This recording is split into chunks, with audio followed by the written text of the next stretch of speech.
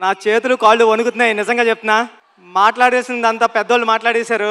కానీ చెప్తా, 5 సంవత్సరాల తర్వాత, ఉప్పెన తర్వాత 5 సంవత్సరాల తర్వాత మళ్ళీ ఇంకో సినిమా చేశాను నేను. ఉప్పెనకి నేషనల్ అవార్డు వచ్చింది, చాలా డబ్బులు వచ్చాయి ప్రొడ్యూసర్ గారికి, నాకు కూడా. ఇన్ని సంవత్సరాల టైం ఎందుకు తీసుకున్నారా అంటే అది ఓన్లీ పెద్ద సినిమా కోసం తీసుకున్నా.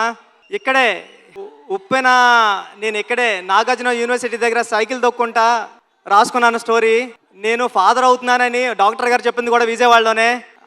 ఆ దుర్గామాత బ్లెస్సింగ్స్ నాకు ఎప్పుడూ ఉంటాయని కోరుకుంటున్నాను. చరణ్ సార్, నేను ఉప్పుని అయిపోయిన తర్వాత ఎవరితో సినిమా చేయాలని టెన్షన్లో తిరుగుతూ ఉంటే నన్ను మీ దగ్గరికి తీసుకొచ్చారు మా గురువు గారు సుకుమార్ గారు.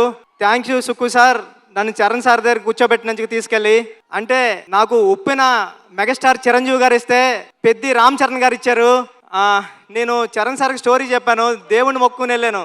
ఒక్క కరెక్షన్ కూడా చెప్పకుండా, స్వామి దత్తాత్రేయ స్వామి ఇది ఓకే చేస్తే నీకు రుణపడిపోతానని. చరణ్ సార్ ఒక్క కరెక్షన్ కూడా చెప్పలేదు. పెద్ది అంటే ఒక కమర్షియల్ ఫిల్మ్లా కనిపిస్తుంది మీకు, కానీ ఇది కమర్షియల్ ఫిల్మ్ కాదు.